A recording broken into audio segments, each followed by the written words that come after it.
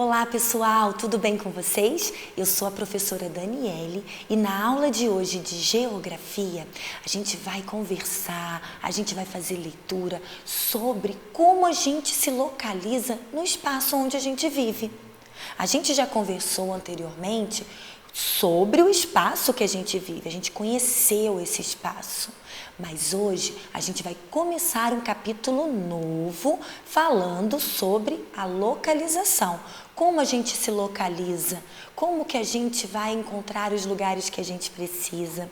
E durante essa aula, nós também vamos falar sobre a nossa sala de aula, né? Como que a gente se localiza na nossa sala, que cada coisa tem o seu lugar, como que a gente se desloca de um lugar para o outro.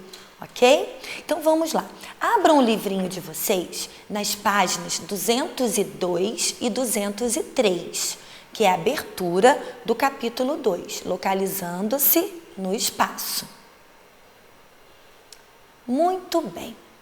Eu tenho certeza que quando vocês olham essa imagem, vocês se recordam de algum momento que vocês viveram. Pode ser num shopping, pode ser num aeroporto, não pode? Numa rodoviária, que são lugares onde muita gente frequenta, onde há um movimento muito grande de pessoas. E esses lugares precisam mostrar para a gente para que lado a gente deve seguir para encontrar o lugar que a gente precisa. Então, por exemplo, olhem bem essa imagem. Vocês já se imaginaram, já passaram por algum momento que vocês estão em dúvida para que lado ir? Para encontrar alguma loja ou alguma lanchonete, algum lugar desse ambiente? Eu acredito que sim. Se vocês não passaram por isso, como vocês ainda são pequenos, de repente o responsável que estava com você nesse local já passou por isso, já ficou em dúvida. Nossa, para onde que eu vou? E procurou alguma orientação, alguma placa. E é sobre isso que a gente vai falar. Vocês estão crescendo e daqui a um tempo vocês serão responsáveis por isso. Vocês sairão sozinhos e aí vocês precisam saber como vocês vão se localizar, para que lado vocês têm que seguir. Combinado? Então, pessoal, na próxima página, na página 204, vamos lá. Na página 204,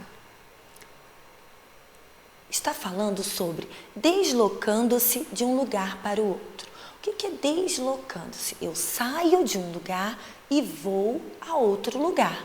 Então, mas eu preciso saber para onde eu vou. Eu preciso saber por onde eu vou, como que eu vou chegar, que caminho seguir, se tem alguma orientação importante para eu chegar até onde eu quero ir. Então, pessoal, você lembra do primeiro dia em que chegou à sua escola? Vamos voltar lá no primeiro dia que você chegou até a sua escola. Conseguiu localizar facilmente sua sala de aula? Era um ambiente novo, você não conhecia bem. Você conseguiu chegar e já ir direto para a sala? Deslocou-se com facilidade? Já sabia onde ficava o banheiro, a cantina, a biblioteca, o refeitório, a sua sala, a sala da diretora ou a sala de uma outra professora, de um colega? Será? É difícil, né? Com a vivência na escola, você foi observando a paisagem, os ambientes, foi memorizando lugares e caminhos. Hoje, conhece bem o espaço de sua escola e consegue circular facilmente por ela, não é? Às vezes a gente pode ir até de olhos fechados, porque a gente já até conhece, está acostumado, já faz parte da nossa rotina, não é? Mas a primeira vez é difícil. Com os estudos de geografia, você vai entender como se localizar e melhorar sua orientação no espaço. Combinado? Na página seguinte, na 205, vamos continuar nossa leitura. Em grandes espaços cobertos, como aeroportos, museus e escolas, as placas que indicam direções são usadas para orientar as pessoas a chegarem ao lugar onde desejam ir. Não é verdade? Preciso ir no aeroporto, né? Vou esperar alguém, ou alguém vai viajar e eu vou levar essa pessoa, eu mesma vou viajar. Eu preciso saber onde eu vou estacionar, que lugar eu estacionei, porque tem toda, é muito grande, esses ambientes são grandes, eu preciso me localizar até para eu não me perder, e eu preciso saber aonde eu quero chegar, e as placas vão nos ajudar. Em sua casa, por exemplo, não são necessárias placas de indicação de direções, pois ela é um espaço com o qual as pessoas têm grande familiaridade. Na nossa casa precisa de uma plaquinha? Para ir ao banheiro, tem uma plaquinha indicando onde é o banheiro, onde é a cozinha? Não. Mas se alguém chega até a nossa casa, uma pessoa que não conhece a nossa casa, e ela quer ir ao banheiro, ela vai perguntar para a gente onde que fica o banheiro. Mas não vai ter placa para sinalizar, para indicar. Nós vamos falar para essa pessoa, ok? As placas vão ser em lugares maiores, lugares onde muitas pessoas frequentam, né? Lugares coletivos, aí precisa para orientar as pessoas. Muito bem. A nossa sala de aula. Pensando na nossa sala de aula, que a gente se desloca dentro da própria sala. A sala de aula é um espaço bastante interessante para aprendermos sobre a orientação. Ela está organizada de forma que todos os estudantes possam acompanhar as aulas e que o professor possa dar atenção a todos os alunos. Não é verdade? A sala de aula tem as mesas, tem as carteiras, tem as cadeiras, tem o quadro. Que posição que o professor vai ficar, de que maneira, que posição que o aluno está. Está sentado de costas, está sentado de lado, de frente, qual a melhor forma que vai organizar essa sala para que todos aproveitem a aula, para que todos consigam fazer atividade, para que todos consigam ver o professor, ver o que o professor está falando, está mostrando. Não é assim que acontece? É uma organização. A sala de aula é um lugar que facilita o processo de ensinar e aprender. O quadro, por exemplo, está presente na maioria das salas de aula e é nele que o professor faz anotações importantes, que todos os alunos precisam ver na hora de copiar uma tarefinha de casa ou na hora de uma explicação, alguma coisa, igual a professora aqui está usando o quadro para fazer o espelhamento, para a gente ler junto, para mostrar uma atividade. Isso facilita.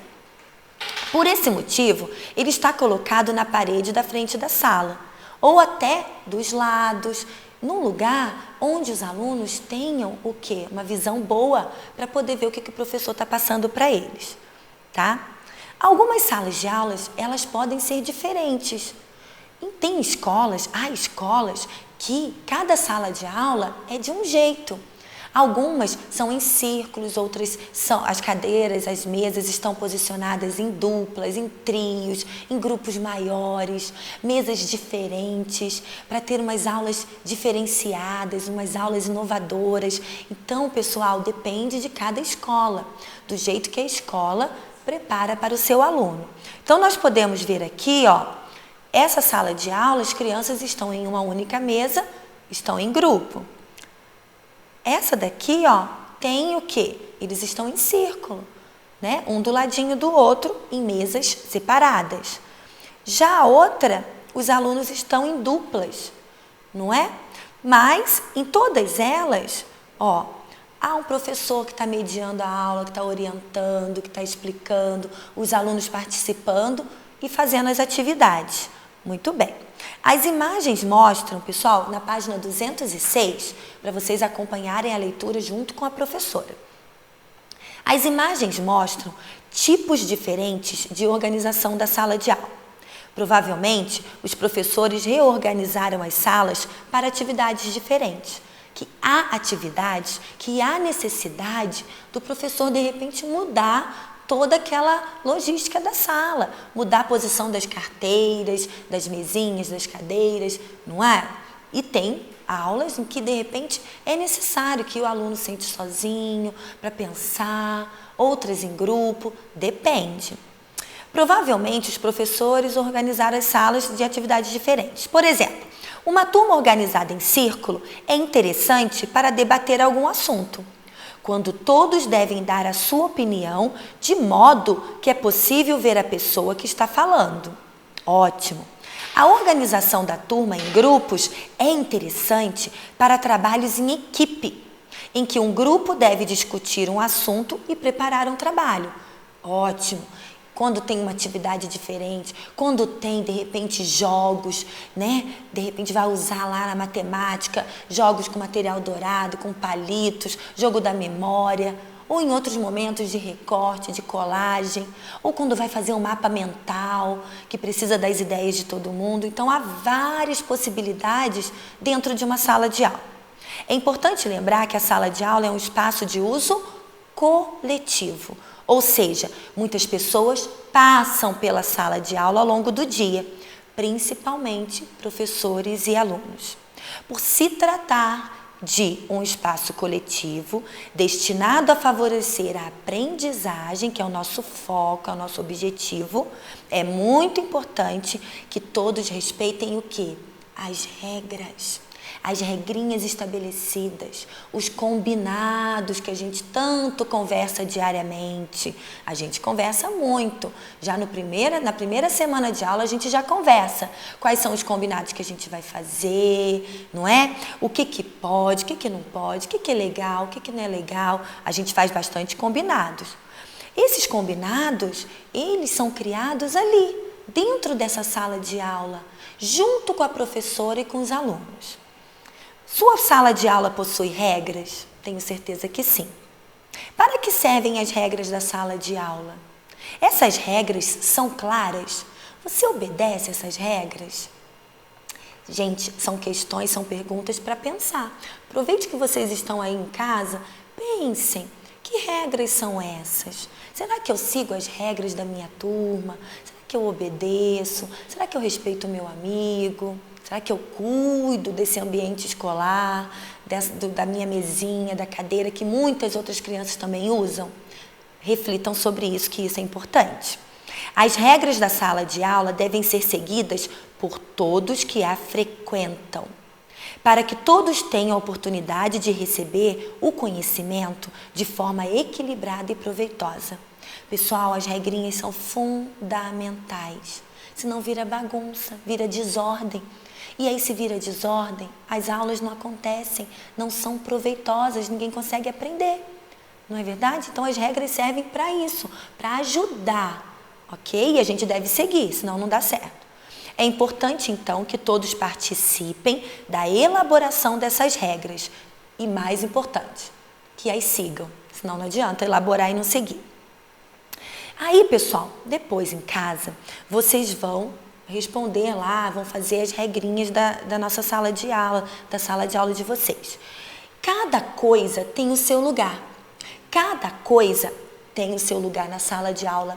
Cada coisa tem o seu lugar em casa. E lá na página 207, tem um pedacinho, um trechinho que fala sobre isso e é muito importante. Lembra que a gente falou das regras, organização, ordem? E se cada coisa tem o seu lugar, isso facilita. Você já sabe que a sala de aula tem uma função muito importante, não sabe? Que é facilitar o trabalho de ensino do professor e auxiliar no processo de aprendizagem do aluno. Ótimo! A organização espacial desse ambiente, o tamanho da sala, os objetos que existem nela, foram todos ali colocados para facilitar esse processo. Na nossa casa, na nossa sala. Então, a nossa sala de aula foi preparada de modo que nos ajude no dia a dia, que facilite o nosso dia a dia. Não é assim? Então, olha só, pessoal, para a tarefinha de casa, nas páginas 207 e 208, tem atividades bacanas para vocês realizarem. Uma sobre as regrinhas da nossa sala de aula, que eu tenho certeza que estão guardadinhas aí na cabecinha de vocês.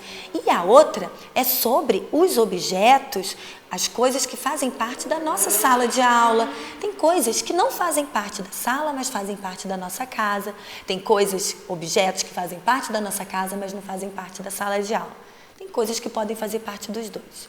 Então, vocês vão realizar essa tarefa com muito capricho e muita atenção. Tá bom? Um beijo grande para vocês, pessoal. Até a próxima aula. Obrigada!